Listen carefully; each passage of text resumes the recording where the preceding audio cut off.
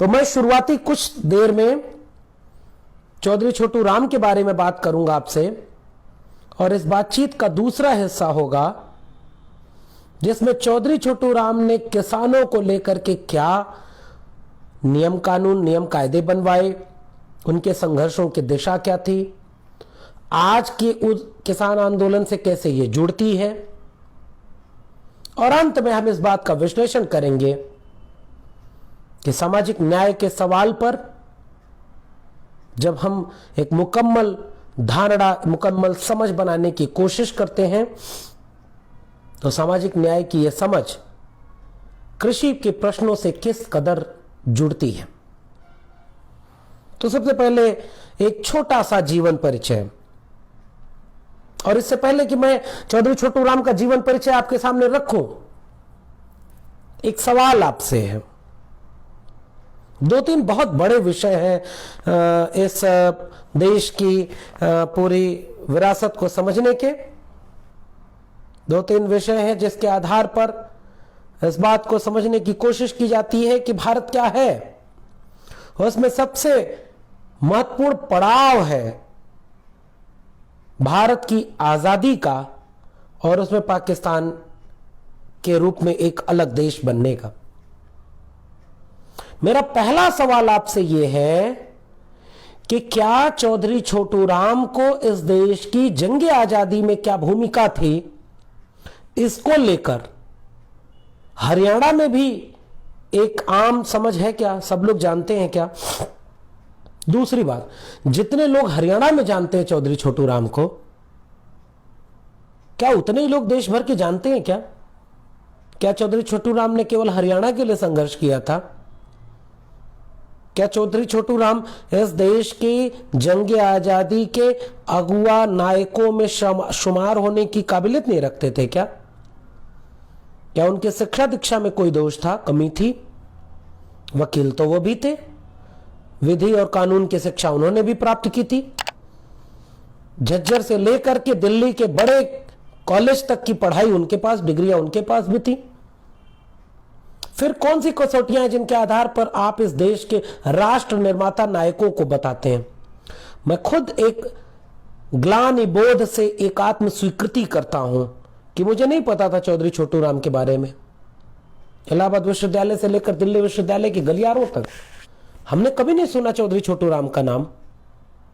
पिछले एक दो वर्षों में जब मैंने सामाजिक न्याय की विरासत को पढ़ना शुरू किया, तब यह पाया कि पंजाब प्रांत में महात्मा गांधी से ज्यादा लोकप्रियता रखने वाले एक शख्स का नाम है चौधरी छोटू राम। किसानी के सवालों को लेकर अवध के किसान आंदोलन से नील की क्रांति, संथाल विद्रोह से लेकर एक जो परंपरा चली आ रही थी, उस परंपरा में एक कड़ी का नाम है चौधरी छोटू राम का किसान आंदोलन, लेकिन हमें उसको नहीं पढ़ाया गया। पंजाब के विकास और राजस्व मंत्री रहते हुए चौधरी छोटू राम ने जो काम किया था, उसको लेकर के आम भारतीय जनमानस को बताया ही नहीं गया कि चौधरी छोटू राम नाम का शख्स कौन था और उसने क्या किया था। ये सवाल मेरे हैं, ये सवाल मेरे अकादमिक जगत से हैं, ये सवाल मेरे सामाजिक न्याय के लोगों से हैं, ये सवाल मेरे इतिहास लिखने वाले भारत के ज्ञान संस्थानों पर काबिज लोगों से हैं। ऐसा नहीं लगता कि आपके इतिहास एकांगी हैं? जब चौधरी छोटू राम के बारे में मैं पिछले कुछ दिनों से किसान आंदोलन में जा रहा हूं, मैंने वहां उनको मुखर रूप से देखा। चौधरी छोटू राम इस किसान आंदोलन में जिंदा है और ताकतवर बनकर के उभरे हैं। खासकर टिकरी बॉर्डर पर जब हमने देखा कि उनके नारे वहां बैनर और पोस्टर पर लिखे हुए हैं, इस देश में दो ही वर्ग हैं, लुटेरों की जाति है और कमेरों की जाति है। चौधरी छोटू राम ने नारा दिया कि असली जंग है लुटेरों के खिलाफ कमेरों की।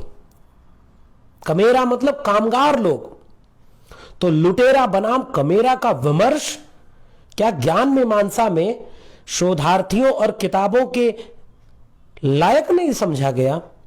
इतिहास लेखन की तमाम स्कूल ऑफ थॉट्स में उनका जिक्र क्यों नहीं है? ये मेरे सवाल हैं चौधरी छोटू राम को लेकर के। बहुत संक्षेप में मैं चौधरी छोटू राम का जीवन परिचय थोड़ा सा रखना चाहता हूं, क्योंकि हमें पता है, हम नहीं जानते। और जहां तक ये बात पहुंच रही है, आप जानिए कि जिस व्यक्ति ने भारत और पाकिस्तान के विभाजन को लेकर के एक ऐसा खाका खींचा, 1945 में निधन ना हुआ होता तो शायद तस्वीर कुछ और होती। भाखड़ा नांगल बांध का सारा क्रेडिट जवाहरलाल नेहरू को दिया जाता है। जवाहरलाल नेहरू एक बड़े नेता थे, ठीक बात है, लेकिन अंतर्विरोध तो उनके भी थे। जवाहरलाल नेहरू के अंतर्विरोधों के सामने जब हम डॉक्टर अंबेडकर को देखते हैं, जब हम उनके सामने चौधरी छोटू राम को देखते हैं, तो आपको पता है क्या कि भाखड़ा नांगल बांध से भी चौधरी छोटू राम का कुछ ताल्लुक है। और आज जो एपीएमसी है,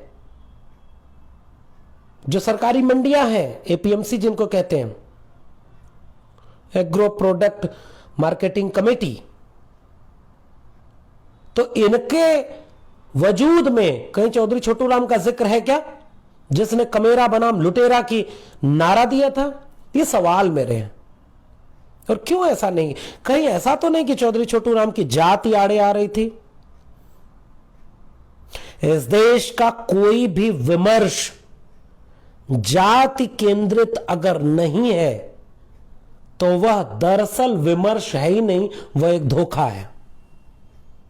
क्योंकि इस देश की सारी संरचनाओं का केंद्र जाति है, आर्थिक विषमता का केंद्र जाति है, लैंगिक विषमता को कई गुना विद्रूप कुरूप कर देने वाले सामाजिक संस्थान का नाम जाति है, शिक्षा से वंचित रखे जाने वाली कसौटियों की केंद्रीय भूमिका निभाने वाले जाति है। फिर किस तरह के विभाजन है जिसमें जाति न हो? इसलिए मेरा यह मुखर पक्ष धरता है मेरी कि इन इतिहास लेखन में भी जाति आड़े आती है। और कमेरों की लड़ाई लड़ने वाले, लुटेरों की मुखालफत करने वाले चौधरी छोटू राम की जाति आड़े आई। इसलिए चौधरी छोटू राम ले दे करके रोहतक झज्जर के आसपास के लोगों के बीच एक नेता का नाम बना दिया गया। किसान आंदोलन की बात होती तो पुराने लोग तो जानते हैं आज भी कि चौधरी छोटू राम कौन थे। एक वाकया बताता हूं आपसे कि चौधरी छोटू राम के को याद करते हुए प्रधानमंत्री नरेंद्र मोदी का एक ट्वीट आया और इसमें क्या लिखा गया था पता है? जाटों के नेता। ठीक बात है कि उन्होंने जाटों के नाम पर स्कूल बनाए, जाटों को एकजुट किया, जाटों के नाम पर राजनीतिक संस्थाएं बनाई, लेकिन उनकी लड़ाई क्या केवल जाटों के उत्थान की लड़ाई थी? आज जिस जाति, जिस तबके को सांप्रदायिक बनाने की कोशिश की जा रही है, चौधरी छोटू राम साझी शहादत, साझी विरासत से उसे हिंदू मुस्लिम एकता का एक नजीर बनाकर पेश कर रहे थे। क्यों नहीं इतिहास की किताबों में चौधरी छोटू राम का वह किस्सा है? तो उन्हें जाटों का नेता आप कह रहे हैं। प्रधानमंत्री पीएमओ का ट्वीट, और उस ट्वीट को डिलीट करना पड़ा। फिर यह दिक्कत है पूरे विमर्श की, पूरे चेतना की, समझदारी की, जिसमें जाति इतनी अहम भूमिका निभाती है कि हम किसे नायक मानेंगे, किसे नहीं मानेंगे, ये उसकी जाति के आधार पर तय करते हैं। अब मैं अपनी जितने आरोप लगा रहा हूं, इन आरोपों का एक एक करके जवाब दे रहा हूं। सबसे पहले उस जीवन को समझिए, उस शख्स को समझिए जिसने इतने कम उम्र में इतना बड़ा काम किया, जिससे इतिहास ने उपेक्षित किया। 24 नवंबर 1881 को चौधरी छोटू राम का जन्म गढ़ी सांपला, जो तत्कालीन रोहतक जिले में पड़ता था, जो अब झज्जर में है, हरियाणा के रोहतक झज्जर के आसपास के इलाके में गढ़ी सांपला जगह है, जहां चौधरी छोटू राम का जन्म 24 नवंबर 1881 को हुआ था। इनका वास्तविक नाम राय रिछपाल था, लेकिन ये चूंकि सबसे छोटे थे अपने परिवार में, इसलिए इनको छोटू छोटू कह के पुकारा जाने लगा। तो स्कूल के मास्टर ने उस दस्तावेज में भी इनका नाम छोटू राम लिख दिया, इसलिए इनका नाम चौधरी छोटू राम पड़ गया। 1903 तक की एकदम प्राथमिक शिक्षा क्रिश्चियन मिशनरी स्कूल और गांव के आसपास के स्कूलों में हुई। और एक वाकया मिलता है कि अपनी शुरुआती शिक्षा दीक्षा के वक्त ही एक बार साहूकार ने, अपने इलाके के साहूकार ने इनके पिता को, जब ये साथ में थे तो पिता पुत्र को दोनों का अपमान बहुत बुरी तरह से किया था, और उस साहूकार के अपमान के चलते चौधरी छोटू राम बेहद क्रोधित हुए थे और उनके भीतर एक विद्रोही तेवर उस अपमान के खिलाफ खड़ा हो गया था। 1903 तक की प्राथमिक शिक्षा दीक्षा क्रिश्चियन मिशन स्कूल में हुई और 1903 के बाद चौधरी छोटू राम दिल्ली विश्वविद्यालय के एक प्रतिष्ठित कॉलेज सेंट स्टीफन कॉलेज में ग्रेजुएशन की पढ़ाई पढ़ने के लिए आते हैं। ग्रेजुएशन की पढ़ाई पढ़ने के दौरान और उसके पहले एक जिक्र बहुत अहम आता है कि क्रिश्चियन मिशन स्कूल में जब चौधरी छोटू राम अपनी पढ़ाई पढ़ रहे होते हैं, उस दरमियान छात्रावास के किसी मसले पर ये विद्रोह की आवाज उठाते हैं और उस समय उनके जीवन का पहला विद्रोह चौधरी छोटू राम का वहां पर देखने को मिलता है, जब वो क्रिश्चियन मिशन स्कूल के प्रांगण में विद्रोह की आवाज उठाते हैं। उसके बाद सेंट स्टीफन कॉलेज में 1905 में ग्रेजुएट होते हैं। डिग्रियां आड़े नहीं आती देश के नायकों को उनका वाजिब जगह और इतिहास में जगह दिलाने के लिए, कुछ और है जिसे मैं जाति कह रहा हूं। 1907 तक अपनी प्राथमिक शिक्षा दीक्षा पूरी करने के बाद चौधरी छोटू राम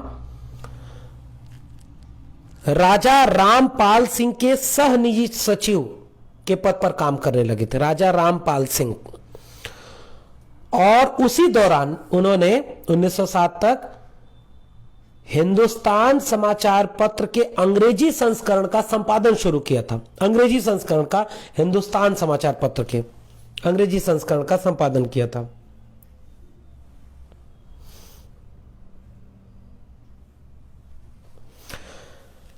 उसके बाद 1907 के बाद चौधरी छोटू राम आगरा चले जाते हैं और आगरा से वकालत की पढ़ाई पढ़ते हैं। ये जितने बड़े लोग हैं, आप कहते हैं कि बाल गंगाधर वल्लभ पटेल, महात्मा गांधी, जवाहरलाल नेहरू, इन सारे लोगों को इस बारे में ये आज कि ये वकील थे, ये सारे लोग वकालत करके आए थे। चौधरी छोटू राम खुद एक अच्छे वकील थे। आगरा से वकालत की डिग्री हासिल की। 1911 में आगरा में जाट छात्रावास के अधीक्षक बनाए गए थे। जाट आर्य वैदिक संस्कृत हाई स्कूल रोहतक, इसकी स्थापना भी उन्होंने की। पहला स्कूल बनाया, स्कूलों के लिए लड़ते थे। आज जब भी मैं मंदिर मस्जिद की लड़ाई देखता हूं, आज जब मैं सांप्रदायिक होने की इन चीजों को देखता हूं, तो मुझे बार बार अपने सामाजिक न्याय के सारे पुरोधा याद आते हैं जिन्होंने कभी मंदिर मस्जिद की लड़ाई नहीं लड़ी। अधिकांश सामाजिक न्याय के पुरोधाओं ने शिक्षा को अपना बुनियादी आधार बनाया। चौधरी छोटू राम स्कूलों के लिए जाने जाते हैं, चौधरी छोटू राम छात्रावासों के लिए जाने जाते हैं, छात्रवृत्तियों के लिए जाने जाते हैं। और चौधरी छोटू राम ने अपने इलाके में स्कूलों को लेकर के बहुत शानदार चेन खड़ी की और आज उनकी विरासत के लोग बेपनाह उस नारे में शामिल हुए जा रहे हैं, गर्व से कौम हिंदू है। और इस नारे का एक अगला वाक्य यह होता है कि गर्व से कहो कि हम मुस्लिम विरोधी हैं, हम सांप्रदायिक हैं। चौधरी छोटू राम को याद करना सांप्रदायिकता की जड़ में मट्ठा डालने जैसा है। मैं अभी बताता हूं कैसे, लेकिन याद रखिएगा इस बात को। चौधरी छोटू राम ने काम क्या किया था? स्कूलों के खोलने, फेलोशिप का काम है। 1910 से 15 के आसपास उन्होंने स्कूलों को लेकर के अपने इलाके में काम किया, लोगों को जागरूक किया और उस कौम को जिसका इतिहास कहा जाता था कि वो लुटेरों की कौम है, उसको चौधरी छोटू राम ने एक नया अर्थ दिया, नया आत्मविश्वास दिया कि हम कमेरा जातियां हैं, हम कामगार लोग हैं, हम शमशील लोग हैं और लुटेरे वो लोग हैं जो मेहनत कश नहीं है, हम मेहनत कश हैं। तो सारा वामपंथी विमर्श भी तो मेहनत कश का विमर्श है, तो फिर क्यों चौधरी छोटू राम के साथ नहीं खड़ा है? ये सवाल ज्ञान के सभी सत्ता प्रतिष्ठानों से पूछे जाएंगे। और तब उस कमेरी जाति के संघर्ष को याद करिए। 1915 में जाट गजट अखबार, जो हरियाणा का सबसे पुराना अखबार माना जाता है, उसका संपादन शुरू किया था चौधरी छोटू राम ने। और आप सब 5 जन पढ़ रहे हैं, घर घर में आरएसएस की शाखाओं को अटेंड कर रहे हैं। इसलिए चौधरी छोटू राम आज सबसे महत्वपूर्ण है। घर घर चौधरी छोटू राम को पढ़वाइए। अखबारों का काम करते थे, शिक्षा का काम कर रहे हैं, जाट स्कूल, जाट छात्रावास, जाट फेलोशिप, इनके जरिए अपने लोगों को जागरूक कर रहे हैं। चाहते तो एक मंदिर बनाते, मंदिर की लड़ाई लड़ते, गर्व से कहो हम हिंदू हैं। चौधरी छोटू राम ने अखबार संपादित किया और अखबारों के जरिए लेख जो लिखते थे, 1916 के आसपास स्वाधीनता आंदोलन में सीधे शरीक हो गए।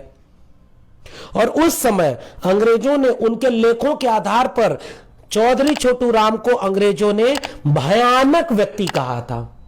इतना खतरनाक इनके लेख हैं जो भयानक है। इसका मतलब समझते हैं? राष्ट्र के लिए, सांप्रदायिक और साम्राज्यवादी ताकतों के खिलाफ खड़े होने वाले शख्स का नाम है चौधरी छोटू राम, और जिसे अंग्रेजों ने भयानक व्यक्ति कहा। और उसके बाद एक वाकया हुआ, रोहतक के डिप्टी कलेक्टर ने चौधरी छोटू राम को देश निकाला का ऑर्डर दे दिया। और तब तक चौधरी छोटू राम अपने बचपन के संघर्ष से लेकर के, आगरा के संघर्ष, मेरठ जोन के संघर्ष से लेकर के, जब आयुर्वेदिक समाज से के साथ गठजोड़ करके हरियाणा में किसानों के भी सक्रिय हो चुके थे, शिक्षा के जरिए, छात्रावासों के जरिए, छोटे छोटे आंदोलनों के जरिए। तब उनको फीडबैक दिया गया रोहतक के डिप्टी कमिश्नर को कि अगर एक चौधरी छोटू राम को अगर आप देश निकाला देते हैं तो इस पूरे इलाके का बच्चा बच्चा चौधरी छोटू राम बन जाएगा। आप वैचारिक रूप से स्पष्ट होते हैं ना, आपकी लड़ाई के को बिना चश्मे से साफ दिखती हो ना, तो उसका तेवर यह होता है कि आपका दमन आप जैसे कई तरह के लोगों को पैदा करता है। सामाजिक न्याय के पुरोधाओं के पास ताकत थी। तो उसके बाद देश निकाला का ऑर्डर वापस लिया गया। कांग्रेस से जुड़े थे और 1915-16 के आसपास से लेकर के लगातार कांग्रेस, चूंकि उस समय कांग्रेस एक नाम था जंग आजादी को लेकर के, एक बड़ी छतरी मानी जाती थी।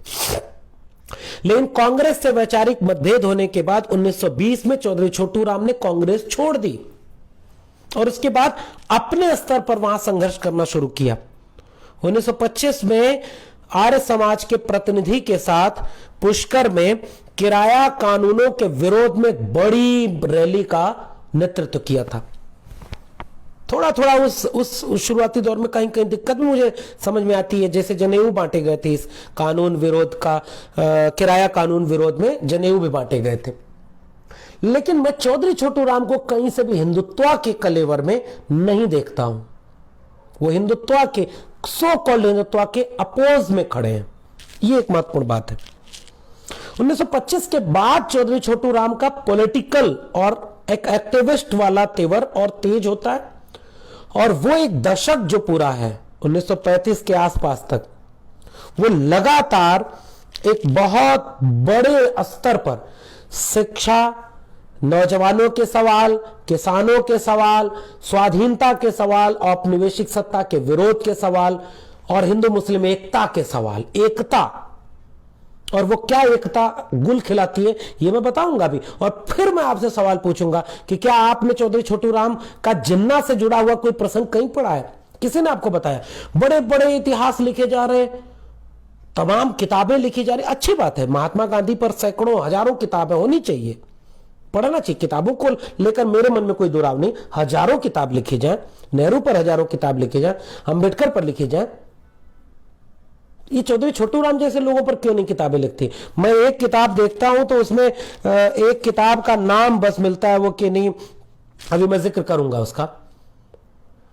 तो जिन्ना से जोड़ करके चौधरी छोटू राम का जो हिंदू मुस्लिम एकता का, और यही जिन्ना से सबसे बड़ा मतभेद उनका होता है। मुसलमानों को उनकी किसान, उनकी कमेरा पहचान के नाम पर वहां के हिंदुओं से एक कर देने वाले शख्सियत का नाम है चौधरी छोटू राम। और गांधी तक ने, मैं आता हूं उस प्रसंग पर, क्रमवार आऊंगा, कि गांधी तक ने इस बात को कबूल किया। सरदार पटेल ने बाकायदे इसको दर्ज किया है कि पंजाब की मुश्किल हो, विभाजन की त्रासदी हो। अगर चौधरी छोटू राम जिंदा रहे होते तो इसका नजारा कुछ और होता। आपको पढ़ा ही नहीं, मुझे तो नहीं पढ़ने दिया गया भाई किसी इतिहास की किताब में चौधरी छोटू राम के बारे में। तो वो जो 1925 के बाद का पूरा दशक है वो चौधरी छोटू राम के विस्तार का दशक है। और 1937 में चौधरी छोटू राम ने सर सिकंदर हयात खान के साथ यूनियनिस्ट पार्टी बनाई। यूनियनिस्ट पार्टी की सरकार 1937 में बनती है और पंजाब के पहले प्रधानमंत्री बनते हैं सर सिकंदर हयात खान। और उसी दरमियान पंजाब के पहले विकास व राजस्व मंत्री बनते हैं चौधरी छोटू राम। और अब उन चीजों को जोड़ना चाहता हूं जो किसान आंदोलन से जुड़ रहे हैं। किसान आंदोलन के आज के सवाल कैसे चौधरी छोटू राम जैसे शख्सियत से जुड़ते हैं।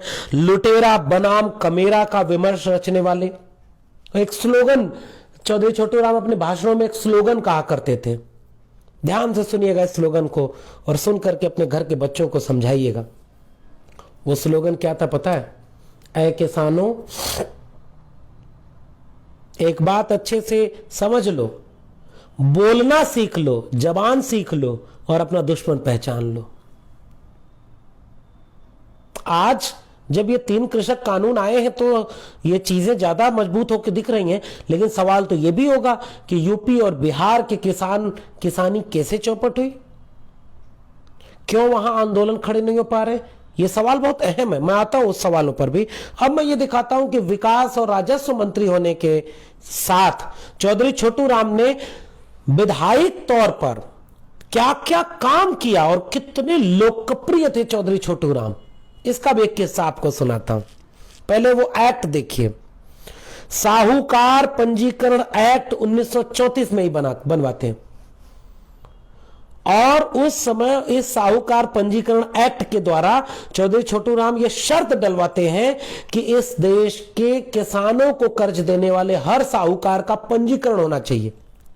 बिना पंजीकरण का कोई भी साहूकार किसी को ऋण नहीं देगा और उसकी शर्तें होंगी। 1938 में जाकर के ये एक्ट लागू हो गया था। आप कहते हैं या आरोप लगाते हैं कि पहचान की राजनीति बुरी है, आइडेंटिटी पॉलिटिक्स ने ब्रेक किया है यूनिटी को, ये कम्युनिस्ट थ्योरी है। मैं ये सवाल पूछता हूं कि चौधरी छोटू राम से पहले साहूकारी को लेकर के इस तरह का एक्ट बनवाने वाली पहले आप कहां देखते हैं? जो लोग हैं उनकी आइडेंटिटी भी देखिए। गिरवी जमीनों की मुफ्त वापसी एक्ट जो 1938 में लागू होता है। जितनी गिरवी की हुई जमीनें हैं उन जमीनों को बिना शर्त वापस किए जाने का एक्ट बनवाते हैं चौधरी छोटू राम। और उसके बाद जिक्र आता है एपीएमसी का, एग्रो प्रोडक्ट मार्केटिंग कमेटी, कृषि उत्पाद मंडी समिति, मार्केट कमेटी है एपीएमसी। और इसको 1938 में चौधरी छोटू राम इस पूरे खांचे को क्रिएट करते हैं जो 5 मई 1939 को लागू की जाती है। एपीएमसी एक्ट, कृषि उत्पाद मंडी समिति एक्ट जो 1929 को 5 मई को लागू करता है। और पता है इस एपीएमसी के जरिए चौधरी छोटू राम ने कॉन्सेप्ट क्या दिया था कि ये जो किसानों की उत्पाद है वो खेतों में कोई चीज पैदा करते हैं और फिर वहां से वो बेचने की प्रक्रिया, इसके बीच में जितनी चेन है, इस चेन के जरिए जितनी जगह पर उनसे लूट होती है, बिचौलिए की संस्कृति से लेकर के, भाई प्रोसेस है, एक उत्पाद है वो खेतों से बाजार तक पहुंचेगा, उसकी लागत कितनी होगी, उसका बिक्री मूल्य कौन तय करेगा और उस मूल्य पे उसका मुनाफा कैसे तय होगा कि जिससे उसके श्रम का मूल्य भी मिले। और फिर चौधरी छोटू राम ने एपीएमसी एक्ट बनवाया कि इस मंडी समिति में ये एक सरकारी संस्थान होंगे जिनके जरिए इन किसानों की लागत और श्रम की लागत उसमें इंक्लूड थी और उसको सुनिश्चित किया जाएगा और यह जिम्मेदारी सरकार की है। आज जो किसान आंदोलन चल रहा है उसके जरिए एपीएमसी एक्ट में बदलाव किया जा रहा है और जो सरकारी मंडी है उसके साथ साथ प्राइवेट मंडी भी होगी। सरकारी मंडी पर टैक्स लगता है, प्राइवेट मंडी जो नई अंबानी और अडानी की मंडियां जो हरियाणा और पंजाब में खोली जा चुकी है, ध्यान से समझिएगा। ऐसा नहीं है कि अभी खोली जाएंगी, नो, वो सब काम चल रहा है। अरे गर्व से कहिए आप हिंदू हैं, बाकी सब काम चल रहा है।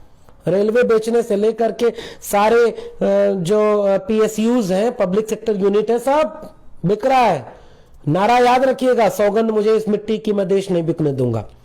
तो एपीएमसी एक्ट में जो बदलाव किया गया उसके जरिए प्रावधान लाया गया है कि अब प्राइवेट मंडियां भी खोलेंगी जिन पे कोई टैक्सेशन नहीं होगा, और उन प्राइवेट मंडियों को यह कहा जा रहा है कि वह किसानों को नए विकल्प देंगे।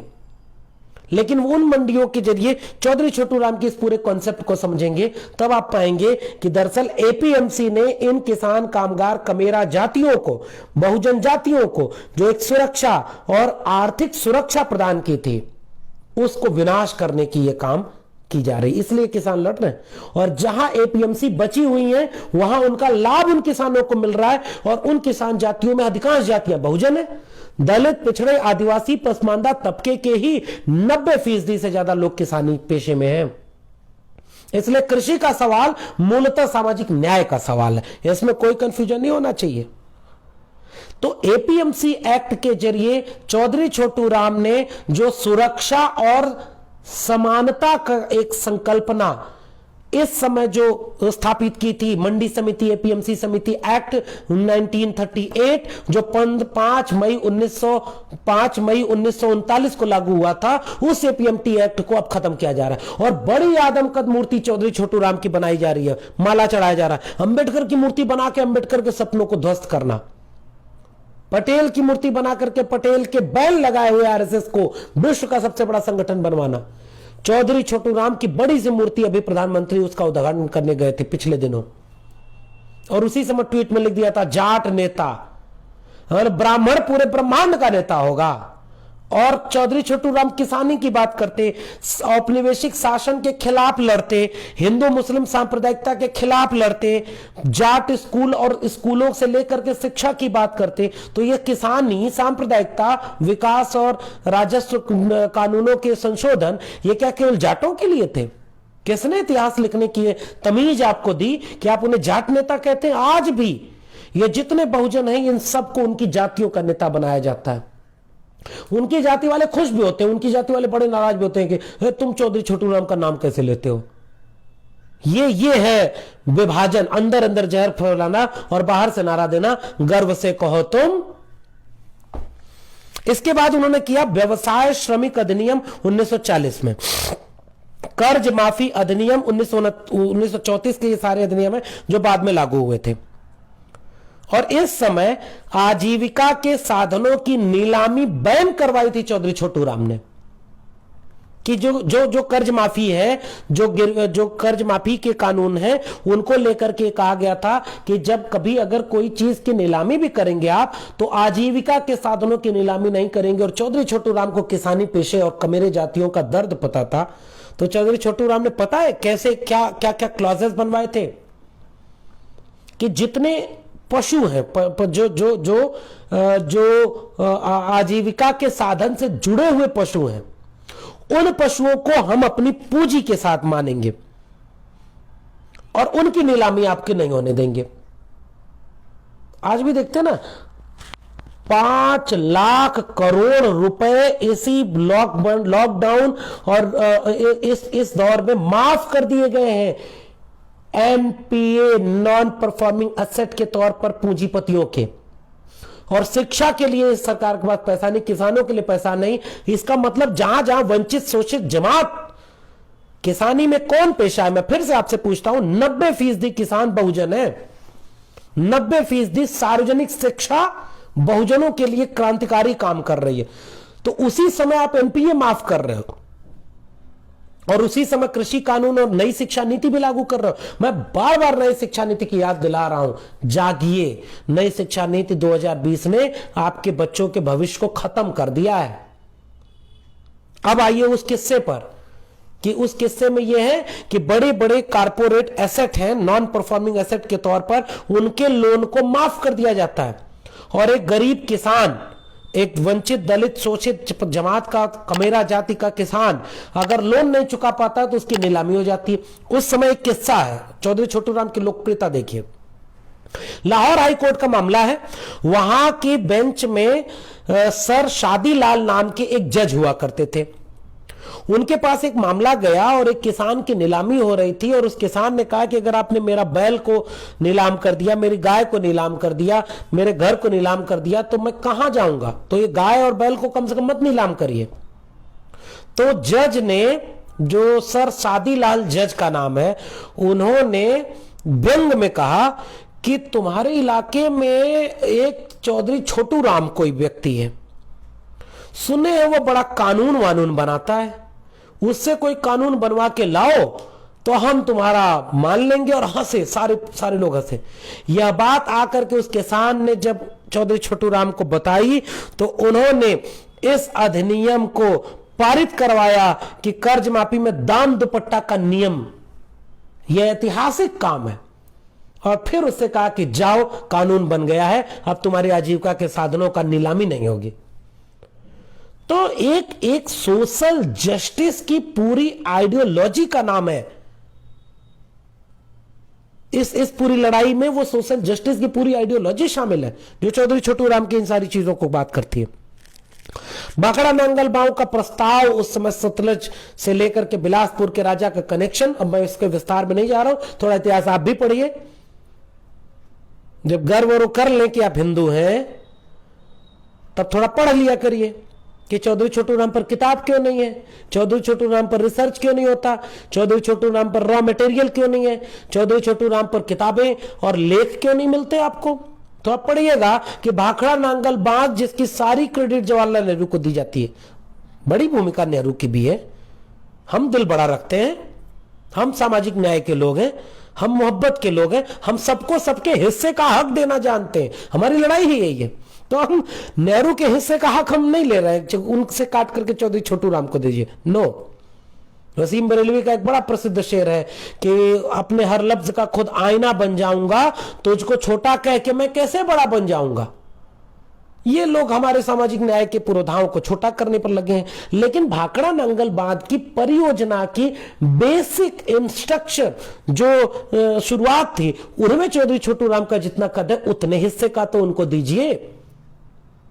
और फिर याद करिए 28 मार्च 1914, चौधरी छोटू राम अब्दुल कलाम के साथ खड़े होते थे और उस समय उन्होंने एक ऐसा एक्ट बनवाया जब मोहम्मद अली जिन्ना, यूनाइटेड पाकिस्तान पंजाब की बात हो रही है, जब पाकिस्तान अलग बटा नहीं था, तो लोकप्रियता चौधरी छोटू राम की पूरे नॉर्थ ईस्ट फ्रंटियर स्टेट तक थी। और चौधरी छोटू राम केवल किसानों के नेता नहीं रह गए थे, वो एक बड़े जन नेता के रूप में उभरे थे। उनके आह्वान पर लाखों लोग सड़क पर आ जाते थे। एक वाकया है कि अंग्रेज वायसराय से बात हो रही थी और उसने कहा कि चौधरी छोटू राम ने यह शर्त रखी थी कि लगान क्या होगा और ये कर्ज की वैल्यूज क्या होंगी, इसको आप इस तरह निर्धारित कर रहे हैं, किसानी चौपट हो जाएगी। उसने कहा नहीं, कानून तो बन गया। चौधरी छोटू राम उस अंग्रेज अधिकारी के सामने अपने साथ वाले व्यक्ति को यह कहते हुए उठे कि सारे किसानाना यह आंदोलन, यह संदेश दे दो कि अपने खाने भर का अनाज रख लो और बाकी सारी फसल में आग लगा दो। तुरंत उस अंग्रेज अधिकारी के सिपह सालारों ने, जो यहां के लोग थे, उन्होंने तुरंत उनको बताया कि ये चौधरी छोटू राम को आप कोई मामूली आदमी मत समझिए, इसके आह्वान पर सारे किसान अपनी फसलों को आग लगा देंगे। और तब वो कानून में संशोधन किया गया और उनके जो लगान का शुल्क था वो फिर किसानों के हित में बनाया गया। ये मेरा कहने का मतलब यह है कि एक जो वैचारिकी है, उस वैचारिकी का असल मानी होता है कि वैचारिकी स्पष्ट हो तो वह आम जनता के नस नस तक जाती है। और चौधरी छोटू राम ने यह करके दिखाया।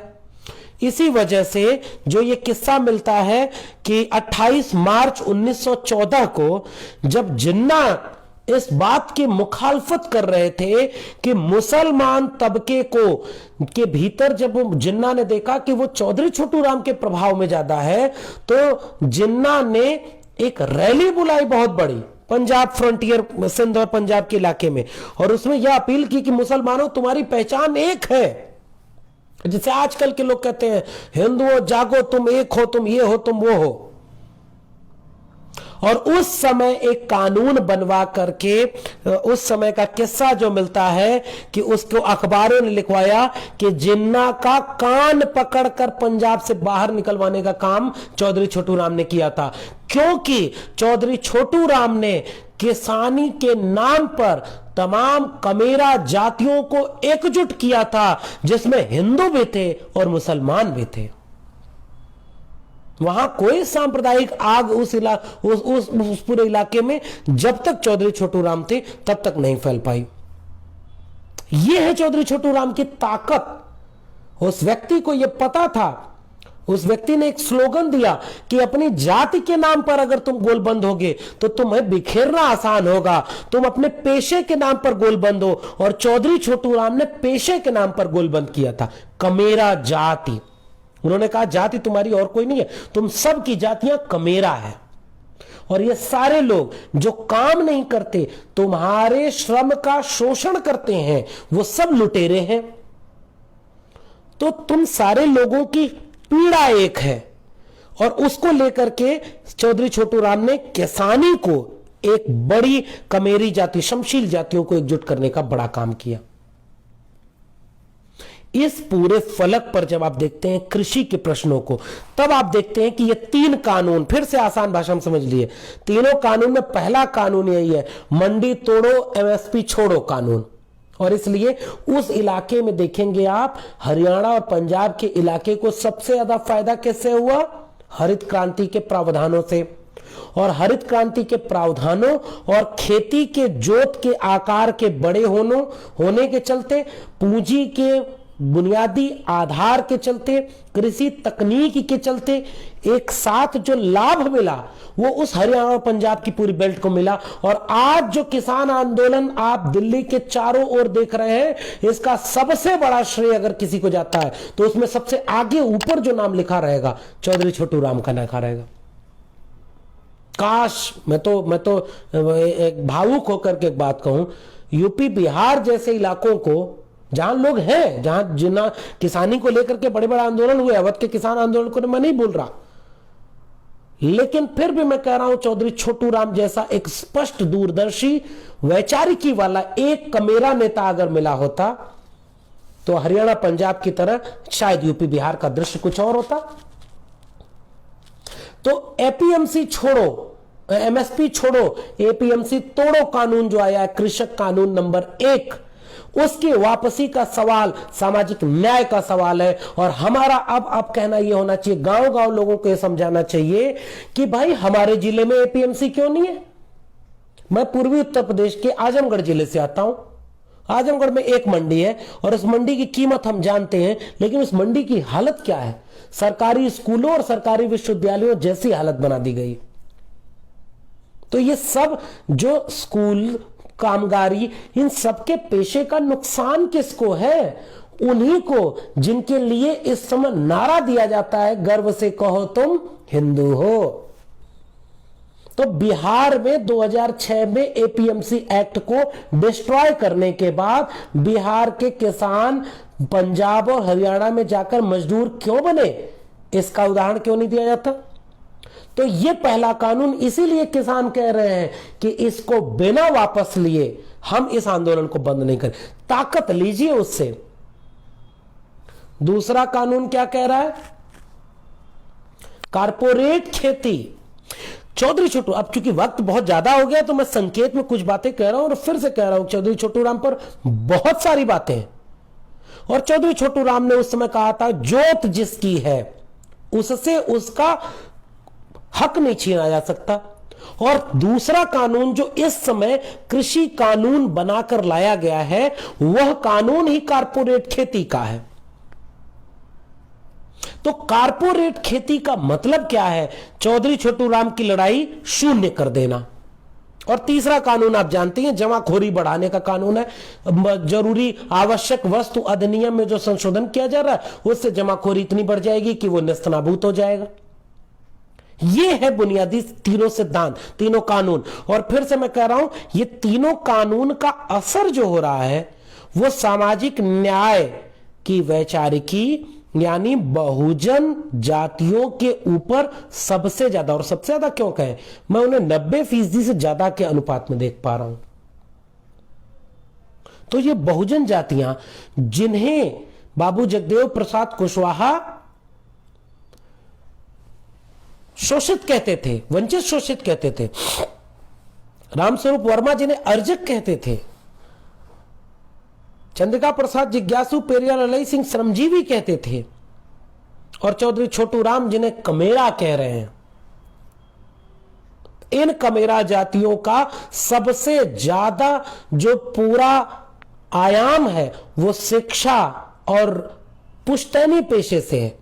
पूंजीवाद ने एक तरफ शिक्षा को बर्बाद कर दिया, सार्वजनिक शिक्षा को, और दूसरी तरफ पुश्तैनी पेशों को बर्बाद करके कमेरा जातियों के कुशल हाथों को बेरोजगार कर दिया।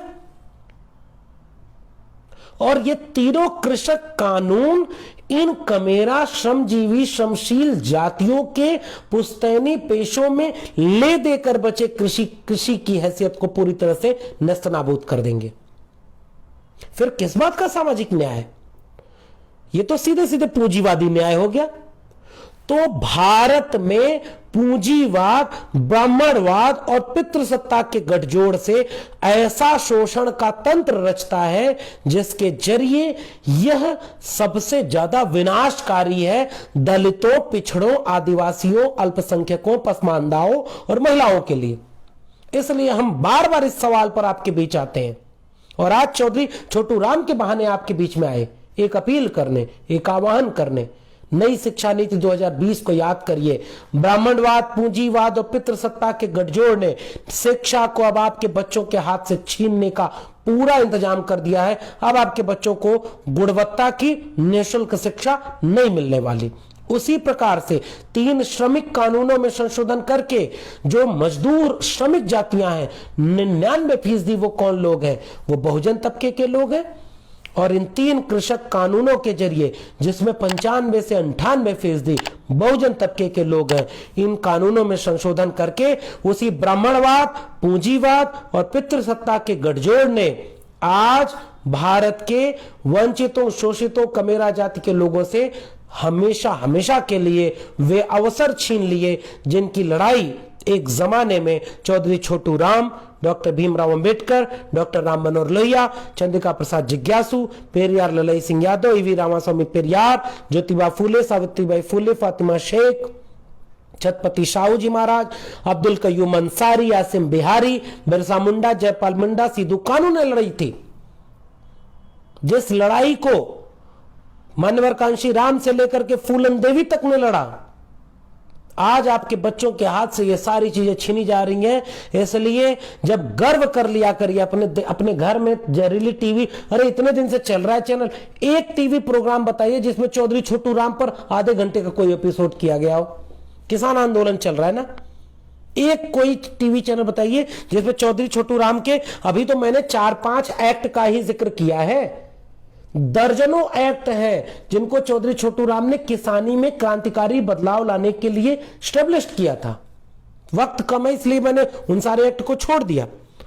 और इस तरह से चौधरी छोटू राम जिस शख्सियत का विजन एक secular, democratic, progressive Indian democracy के रूट को, नेशन बिल्डिंग प्रोसेस को सबसे ज्यादा मजबूत करने वाला था, उसे इस देश की पीढ़ियों को बताया ही नहीं गया कि चौधरी छोटू राम किस शख्स का नाम है।